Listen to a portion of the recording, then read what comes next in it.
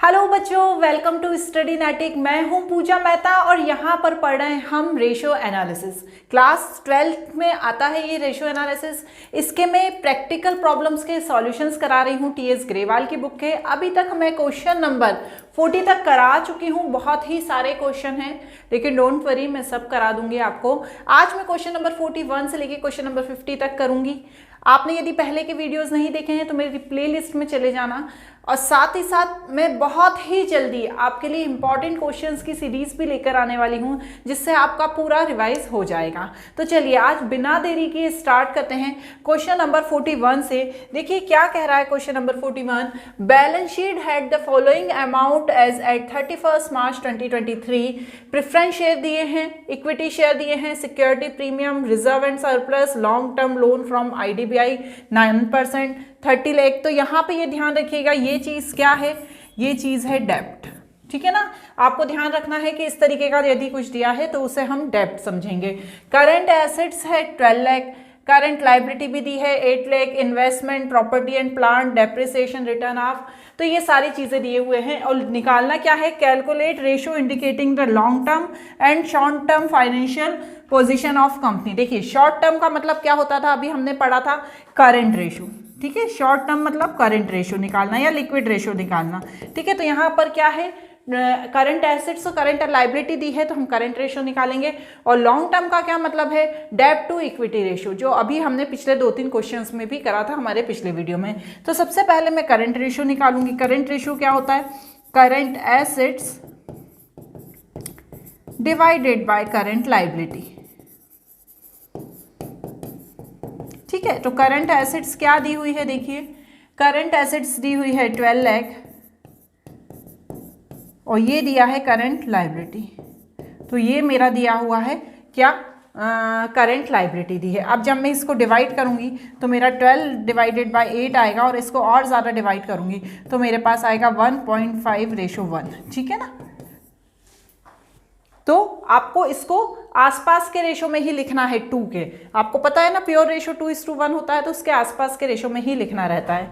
ठीक है, अब चलिए, अब इसके बाद करंट रेशो निकालने के बाद मैं क्या निकालूंगी? डेब्ट टू इक्विटी रेशो। डेब्ट टू इक्विटी रेशो क्या होता है? डेब्ट डिवाइडेड बाय इक्विटी। मेरा डेब्ट तो दिया ही है, क्या दिया है? 30 लाख, लेकिन मेरी इक्विटी नहीं दी है। तो इक्विटी मैं कैसे निकालूंगी? जितने भी मेरे प्रेफरेंस शेयर है, जितने मेरी शेयर कैपिटल है, इक्विटी शेयर कैपिटल है, और जितना भी मेरा रिजर्व है, इन तीनों को मिलाकर मेरी इक्विटी हो जाएगी। तो देखिए मैं क्या करूंगी, डेब्ट तो ऊपर लिख दूंगी मैं 30 लाख और इक्विटी के लिए मैं इन तीनों को प्लस कर दूंगी। आप चाहें तो प्रॉपर लिखकर प्लस कर देना, preference share plus equity share plus reserve and surplus.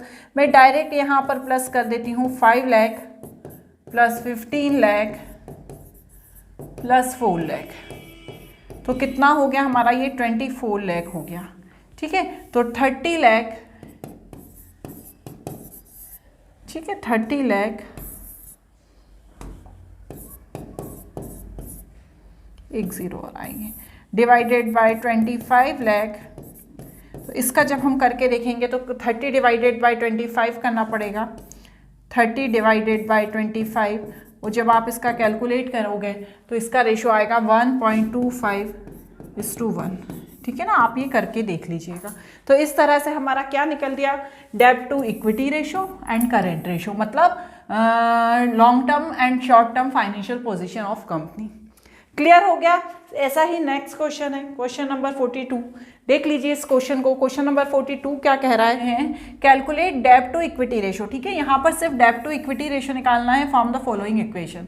ठीक है, इन्फॉर्मेशन, सॉरी, प्रॉपर्टी और प्लांट दिया हुआ है, एक्यूमुलेटेड डेप्रिसिएशन दिया है, नॉन करंट इन्वेस्टमेंट दिया है, long term loan and advance दिया है, current assets, current liability, 10% long term borrowing और लॉन्ग टर्म प्रोविजन। लेकिन निकालना हमको क्या है? करंट डेब्ट टू इक्विटी रेशो। यदि हमसे करंट रेशो भी पूछा जाता तो एसेट्स और लाइबिलिटी दोनों दी हुई थी। चलो, तो अब मैं सबसे पहले क्या निकालूंगी? मैं सबसे पहले निकालूंगी डेब्ट। डेब्ट में क्या लिखूंगी? जितने भी मेरे लॉन्ग टर्म प्रोविजन है और जितनी भी मेरी लॉन्ग टर्म बोरोइंग है उन दोनों को ऐड कर दूंगी। Long term borrowing plus long term provision.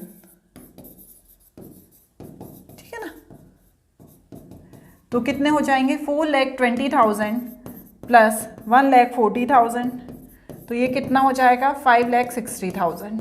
ठीक है, यहाँ तक हो गया। अब मुझे यहाँ पर क्या निकालना है, डेब्ट निकाल दी मैंने। अब मुझे निकालना है यहाँ पर इक्विटी। इक्विटी निकालने से पहले मुझे क्या, इक्विटी का क्या फॉर्मूला होता है आप यहाँ पर बताइए। इक्विटी का फॉर्मूला होता है टोटल एसेट्स माइनस क्या होता है, टोटल लाइबिलिटी। ठीक है, टोटल आउटसाइड लाइबिलिटी, ये क्या होता है, इक्विटी का फॉर्मूला होता है। ठीक है, अब मुझे यहाँ पे टोटल क्या निकालना था, टोटल एसेट्स। ठीक है ना, यहाँ पर मुझे टोटल एसेट्स निकालनी पड़ेगी, क्योंकि ना तो टोटल एसेट्स दी है ना ही टोटल आउटसाइड लाइबिलिटी दी है, तो मुझे इन दोनों को ही निकालना पड़ेगा। तो मैं सबसे पहले क्या निकालूंगी, टोटल एसेट्स। तो टोटल एसेट्स में क्या आएगी, जितनी भी मेरी फिक्स्ड एसेट्स हैं, fixed assets plus non current investment plus long term loan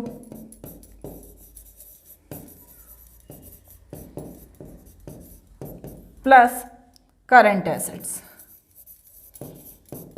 ठीक है, तो करंट एसेट्स तो दी है ना। फिक्स्ड एसेट्स क्या होगी, ये जितनी भी मेरी प्रॉपर्टी एंड प्लांट्स है 8,40,000, इसमें से मुझे डेप्रिसिएशन को निकालना, माइनस करना पड़ेगा। ठीक है ना, ये एक्यूमुलेटेड डेप्रिसिएशन दिया है ना। तो फिक्स्ड एसेट्स कैसे निकलेगी उसको मैं अलग से कर देती हूँ, यहाँ पर आप साइड में कर देना। फिक्स्ड एसेट कैसे निकलेगी, फिक्स्ड एसेट्स क्या है, जितनी भी मेरी फिक्स्ड एसेट्स थी, प्रॉपर्टी और प्लांट 8,40,000 माइनस 1,40,000। ठीक है, तो मेरे पास कितना आएगा, देखिए 8,40,000 में से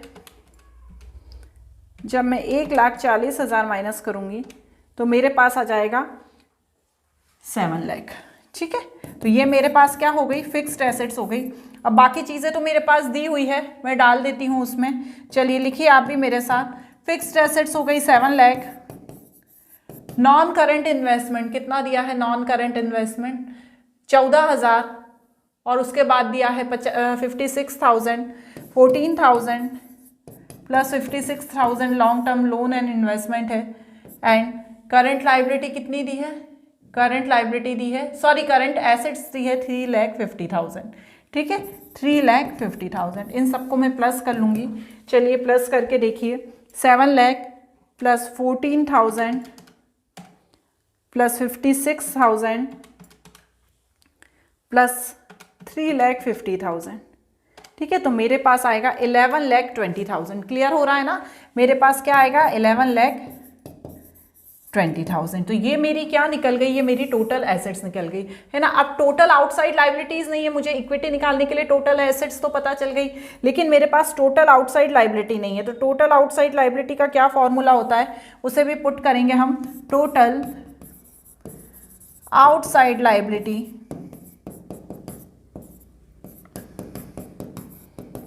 non current liability plus current liability, क्या लिखेंगे, non current liability plus current liability. अब यहाँ पर देखो, यहाँ पर एक चीज़ ध्यान रखना, ये जो मैंने फॉर्मूला लिखा है ना यहाँ पर नॉन करंट लाइबिलिटी, ठीक है, इसको हम डेब्ट भी कहते हैं बच्चों। ठीक है, डेब्ट। तो अभी हमने यहाँ पे ये निकाला, ये डेब्ट निकाला, ये क्या है, नॉन करंट लाइबिलिटी। नाम से कंफ्यूज नहीं होना, ये हमारा डेब्ट भी कहलाता है। तो मैंने यहाँ पर ये डेब्ट निकाला था, वही मेरी नॉन करंट लाइबिलिटी है, ये है 5,60,000। और करंट लाइबिलिटी मेरी यहाँ पर कितनी दी है, वो दी है 2,80,000। कितनी दी है, 2,80,000। जब मैं 5,60,000 में 2,80,000 माइनस प्लस करूँगी, प्लस 2,80,000, तो मेरे पास आएगा 8,40,000। 8,40,000। ठीक है, अब मैं किस फॉर्मूले में पुट करने वाली हूँ इसको, अब मैं पुट करने वाली हूँ ये वाले फॉर्मूले में, इक्विटी निकालने वाले फॉर्मूले में। ठीक है, तो चलिए इसको हम करते हैं पुट। तो मैं क्या करूँगी, सबसे पहले हमें टोटल एसेट्स जो मेरी कितनी निकली है, यहाँ पर टोटल एसेट्स मेरी ये निकली है ना। यहाँ पर मैं लिख देती हूँ फिर से इक्विटी तो टोटल एसेट्स कितनी निकली है 11,20,000। अब इसमें से मैं क्या माइनस करूंगी, टोटल आउटसाइड लाइबिलिटी। तो टोटल मेरी आउटसाइड लाइबिलिटी कितनी आ गई 8,40,000। तो जब मैं 11,20,000 में से 8,40,000 माइनस करूंगी, करिए 11,20,000 में से 8,40,000, तो यहाँ पर मेरा आएगा 2,80,000। तो मेरी इक्विटी कितनी आ गई 2,80,000। तो हमारा फॉर्मूला क्या है, डेब्ट टू इक्विटी रेशो का क्या फॉर्मूला है, डेब्ट डिवाइडेड बाय इक्विटी। समझ में आ रही है ना बात, डेब्ट डिवाइडेड बाय इक्विटी। तो यहाँ पर डेब्ट कितना निकला था मेरा ऊपर 5,60,000, यहाँ पर 2,80,000। ठीक है, जब आप इसका पूरा कैलकुलेशन कर लेंगे तो यहाँ पर जो मेरा रेशो आएगा वो 2:1 आ जाएगा। ठीक है, आंसर चेक कर लेते हैं। हाँ, 2:1 आंसर है। क्लियर हो गया। चलिए अब इसके बाद मैं नेक्स्ट वाला क्वेश्चन बता देती हूँ आपको। देखिए ये क्वेश्चंस तो आपको कहीं पर भी मिल जाएंगे, इसके सॉल्यूशंस भी आपको कहीं पर भी मिल जाएंगे, पर मैं इसलिए अपना ये वीडियो बनाती हूँ ताकि आपको एक्सप्लेन कर सकूँ। देखिए मैं उधर सिर्फ कर रही हूँ ऐसा नहीं है, देखिए आपको बोल भी रही हूँ, मैं एक्सप्लेन भी कर रही हूँ, समझा भी रही हूँ, कोई डाउट होता है तो वो भी बता देती हूँ। तो बस मेरा मेन मोटो यही है कि बच्चे अच्छे से क्वेश्चंस को समझ जाएं।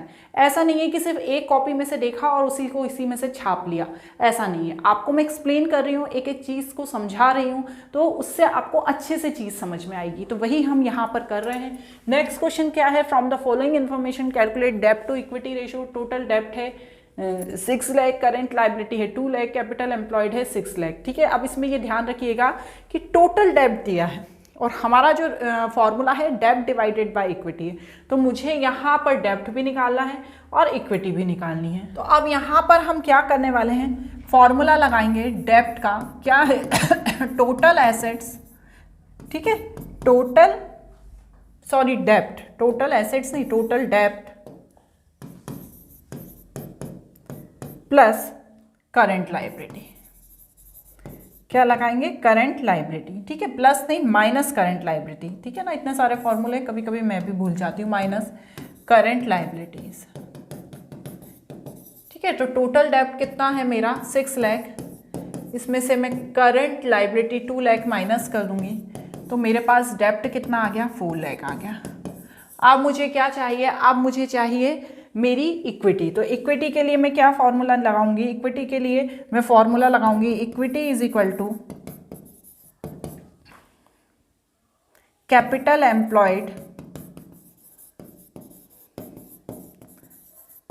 प्लस ये जो अभी हमारी निकली ना क्या, डेब्ट या नॉन करंट लाइबिलिटी भी कहते हैं इसको। ठीक है ना, या नॉन करंट लाइबिलिटी भी कहते हैं। तो कैपिटल एम्प्लॉयड मेरा दिया है 6 लाख।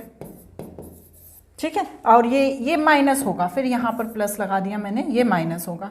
ठीक है, तो हमारा ये डेब्ट कितना निकला है 4 लाख। तो जब मैंने इसे माइनस किया तो मेरी इक्विटी कितनी आ गई 2 लाख। अब मैं फॉर्मूला लगा दूंगी डेब्ट टू इक्विटी रेशो। क्या है फॉर्मूला, डेब्ट डिवाइडेड बाय इक्विटी। डेब्ट कितना दिया है मेरा 4 लाख और इक्विटी कितनी दी है 2 लाख, तो मेरा क्या आ जाएगा 2:1। क्लियर, ये छोटा सा ही क्वेश्चन था। चलो क्वेश्चन नंबर 44 पढ़ लो। कैलकुलेट डेब्ट to equity ratio. Total assets is equal to 14 lakh, total डेब्ट 12 lakh and capital employed 10 lakh. तो यहाँ पर सबसे पहले मैं क्या निकालने वाली हूँ, इक्विटी निकालने वाली हूँ। तो इक्विटी का क्या फॉर्मूला होता है, टोटल एसेट्स माइनस टोटल डेब्ट। टोटल देखिए क्या दिया हुआ है क्वेश्चन पे, उस पर डिपेंड करता है। ठीक है, तो यहाँ पर आ गया 2 लाख। उसके बाद हम डेब्ट निकालेंगे, तो डेब्ट के लिए क्या होता है, कैपिटल एम्प्लॉयड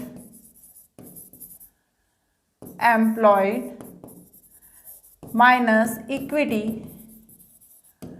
तो यहाँ पर कितना दिया है, ये 10 लाख दी है कैपिटल एम्प्लॉयड,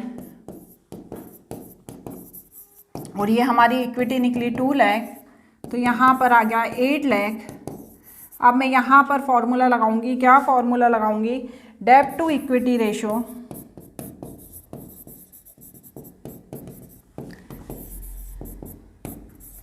क्या होता है, डेब्ट डिवाइडेड बाय इक्विटी,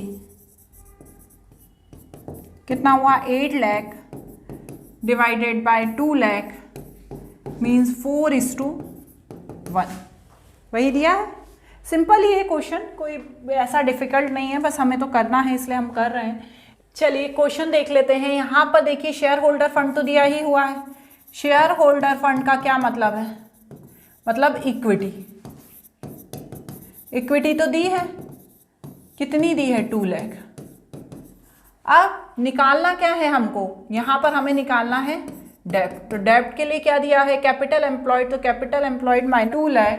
डेब्ट के लिए क्या करेंगे हम, capital employed minus equity, capital employed minus equity.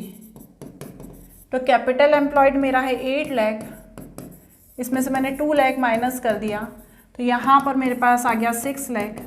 और फॉर्मूला क्या है डेब्ट टू इक्विटी रेशो का, डेब्ट टू इक्विटी रेशो, डेब्ट डिवाइडेड बाय इक्विटी। सारे क्वेश्चन करेंगे ना तो सब चीज़ें याद हो जाएंगी। तो डेब्ट कितना है हमारा 6 लाख और ये कितना है हमारा 2 लाख, तो यहाँ पर आ गया 3:1। क्लियर। चलिए इसका नेक्स्ट क्वेश्चन देखते हैं क्या कह रहा है। नेक्स्ट क्वेश्चन कह रहा है king limited has current ratio 2.5:1, it's working capital is 1,20,000, total assets is 3,80,000 and total डेब्ट इज 2,80,000, कैलकुलेट डेब्ट टू इक्विटी रेशियो। तो चलिए, तो सबसे पहले देखिए मेरे पास यहाँ पर करंट रेशियो दिया है, पर मुझे निकालना क्या है, कैलकुलेट करना है डेब्ट टू इक्विटी रेशियो में। तो चलिए सबसे पहले मैं डेब्ट टू इक्विटी रेशियो में निकालने के लिए सबसे पहले मुझे क्या चाहिएगा, सबसे पहले मुझे डेब्ट टू इक्विटी रेशियो निकालने के लिए टोटल एसेट्स दी है एंड टोटल डेब्ट दिया है। अब टोटल एसेट्स से मुझे यदि निकालना है इक्विटी, तो सबसे पहले मेरे पास क्या होनी चाहिए, मेरे पास करंट एसेट्स होनी चाहिए। तो यहाँ पर ना तो मेरे पास करंट एसेट्स है, ना मेरे पास करंट क्या दिया हुआ है, करंट एसेट्स नहीं है, और ना ही मेरे पास करंट लायबिलिटी है। तो सबसे पहले तो मैं क्या फॉर्मूला लगाऊंगी, current ratio is equal to current assets divided by current liability. ठीक है, अब मैं यहां पर इसे x मान लूंगी, इसे y मान लूंगी।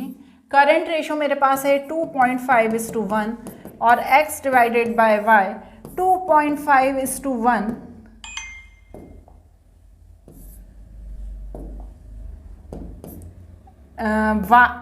2.5 क्रॉस मल्टीप्लिकेशन करेंगे ना, ये 1 आ जाएगा नीचे, ये 1 आ जाएगा, ये x एंड y आ जाएगा, 2.5y is equal to x, ये एक इक्वेशन बन जाएगी।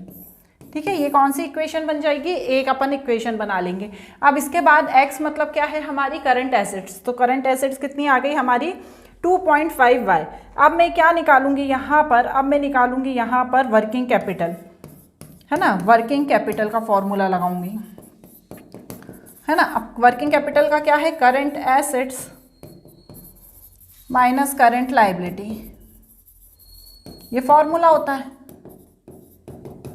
अब मैंने यहाँ पर ध्यान रखिए वर्किंग कैपिटल कितनी दी है, वर्किंग कैपिटल मेरी दी है 1,20,000 और यहाँ करंट एसेट्स को माना है x और करंट लायबिलिटी को माना है y, 1,20,000। अब मैं यहाँ पर क्या करूँगी, जो करंट एसेट्स है, ठीक है, वो क्या थी मेरी x, तो x में मैं क्या पुट कर दूँगी 2.5y वो माइनस y। अब मुझे क्या करना है, जब मैं इसमें से इसको माइनस करूँगी तो मेरे पास आ जाएगा 1.5y और y is equal to 1,20,000 divided by 1.5, तो मेरे पास y कितना आ जाएगा 1,20,000 करिए डिवाइडेड 1.5, तो मेरे पास आ जाएगा यहाँ पर y 80,000। तो y क्या है, मेरी करंट लायबिलिटी है। ठीक है ना, भूलिएगा नहीं, करंट लायबिलिटी। अब y मेरी करंट लायबिलिटी है, तो 2.5 में y को मैं 80,000 को इंटू कर दूंगी, तो मेरा क्या आ जाएगा x आ जाएगा। तो करिए इंटू 2.5, तो तो ये मेरा क्या आ गया, ये मेरा आ गया 2 लाख, क्या आ गई मेरी एक्स। ठीक है, तो ये मेरी क्या है, ये मेरी है करंट एसेट्स।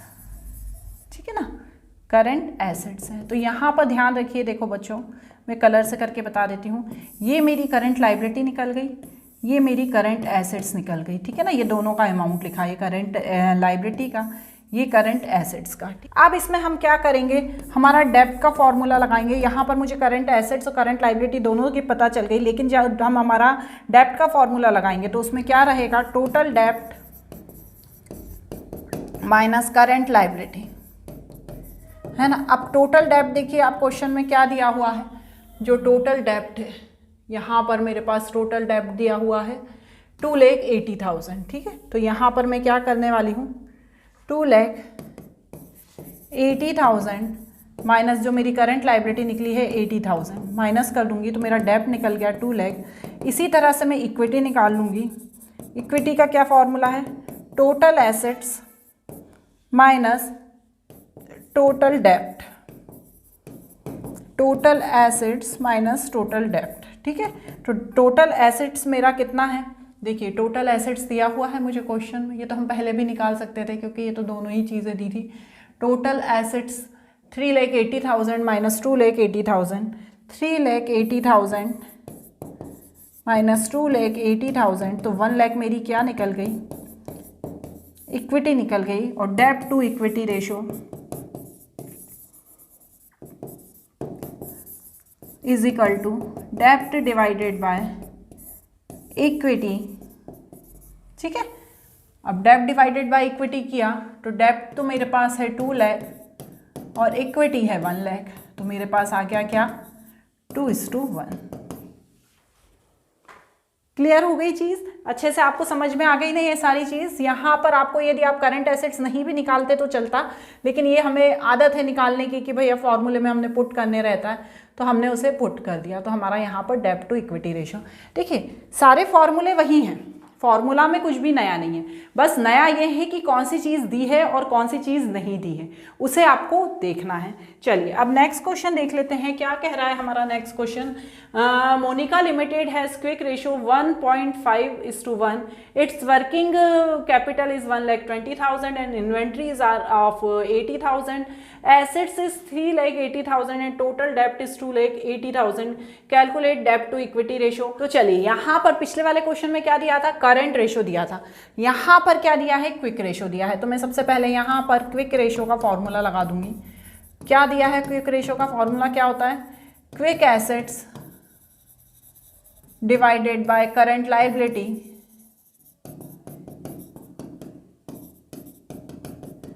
है ना। तो अब इसका क्या है, 1.5:1 divided is equal to current assets कैसे निकलती है, करंट एसेट्स हमारी कैसे निकलती, सॉरी करंट एसेट्स नहीं, क्विक एसेट्स हमारी कैसे निकलती है कि जो हमारी करंट एसेट्स होती है उसमें से हम क्या माइनस कर देते हैं, हमारी जो इन्वेंट्री होती है। यहाँ पर भी देखिए इन्वेंट्री दी है, 80,000 की इन्वेंट्री दी है, लेकिन क्विक एसेट्स नहीं दी है। तो मैं क्विक एसेट्स को सपोज कर लेते हैं, हम करंट एसेट्स को सपोज क्या कर लेते हैं, करंट एसेट्स जो है हमारी वो है एक्स। ठीक है, यहाँ पर लिख देती हूँ मैं, वो वैसा ही हमने एक अज्यूम कर रहे हैं ताकि हमें करने में आसानी हो। करंट एसेट्स है हमारी एक्स और करंट लायबिलिटी है मेरी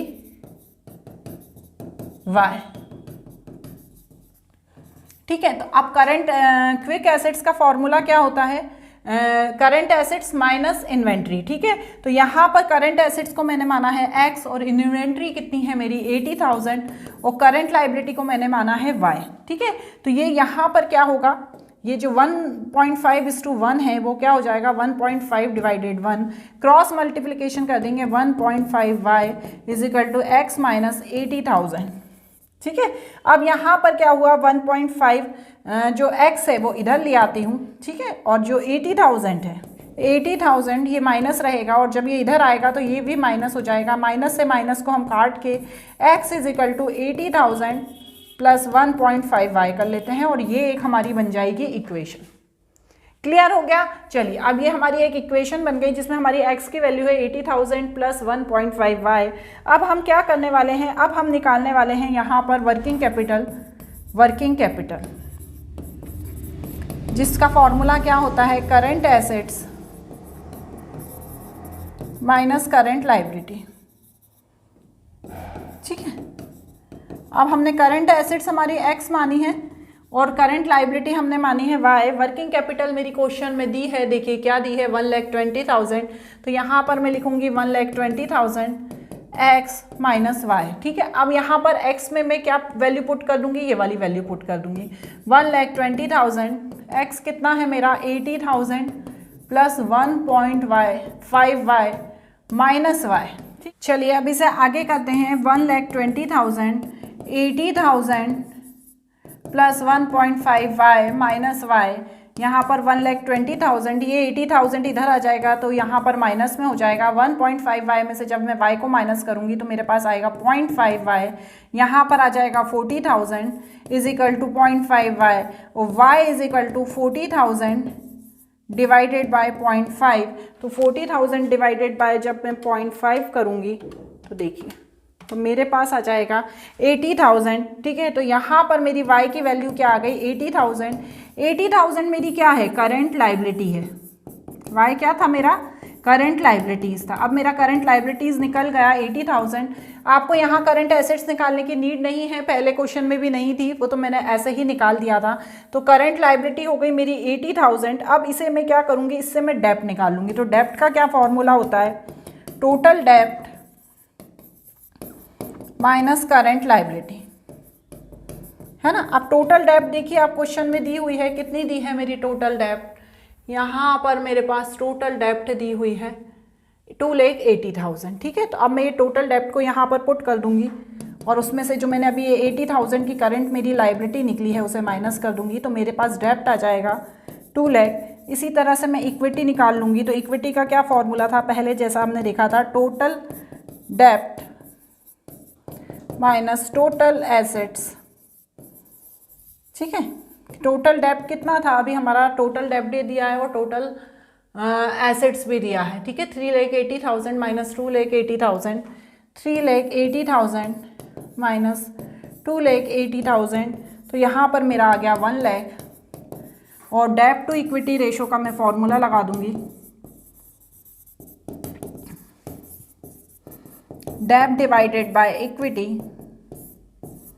तो डेप्ट कितना था मेरा, डेप्ट था मेरा 2 लाख और इक्विटी है मेरा 1 लाख। तो मेरा रेशो कितना आ गया, 2:1। क्लियर, वैसा ही था, बस थोड़ी सी दिक्कत थी और कुछ नहीं है। चलिए नेक्स्ट क्वेश्चन देखते हैं।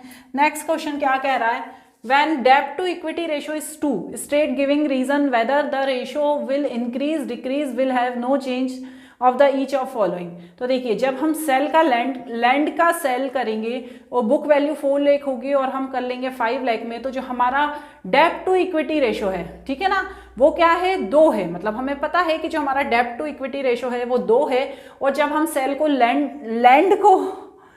जब हम लैंड को सेल कर देंगे तो हमारा जो ये रेशो है वो हमेशा डिक्रीज हो जाएगा। क्यों, क्योंकि ये डेप्ट टू इक्विटी रेशो है कि लॉन्ग टर्म के लिए चलने वाला था, लेकिन आपने पहले ही उसको सेल कर दिया तो हमारा जो डेप्ट टू इक्विटी रेशो है वो डिक्रीज हो जाएगा। Issue of equity share for the purchase of plant and machinery worth 10 lakh. तो ऐसी स्थिति में भी क्या हो जाएगा, हमारा जो डेप्ट टू इक्विटी रेशो है वो डिक्रीज हो जाएगा। और issue of preference share for redemption of 13% debenture 10 lakh, ऐसी स्थिति में भी डिक्रीज हो जाएगा। एक चीज़ यहाँ पर ध्यान रखो कि जो डेप्ट टू इक्विटी रेशो है, जो डेप्ट टू इक्विटी रेशो है वो है long term ratio. Long term, current ratio और लिक्विड रेशो क्या था, शॉर्ट टर्म था, ये है लॉन्ग टर्म, है ना। और जब हम लॉन्ग टर्म रेशो से कोई खर्चा कर देते हैं, ठीक है, लॉन्ग टर्म हमारा जो पैसा है उसका हम पहले खर्चा कर देते हैं जो लॉन्ग टर्म में हमें मिलने वाला था, तो हमेशा जो हमारा जो डेप्ट टू इक्विटी रेशो है वो हमेशा डिक्रीज हो जाएगा। क्लियर। चलिए अब नेक्स्ट क्वेश्चन करते हैं। नेक्स्ट क्वेश्चन क्या कह रहा है, वो भी ये भी ऐसा ही है। डेप्ट to equity ratio of companies 0.5:1, which of the following would increase, decrease और not change. Issue of equity share, जब आप इक्विटी शेयर इशू करोगे तो आपका जो डेप्ट टू इक्विटी रेशो है वो डिक्रीज हो जाएगा।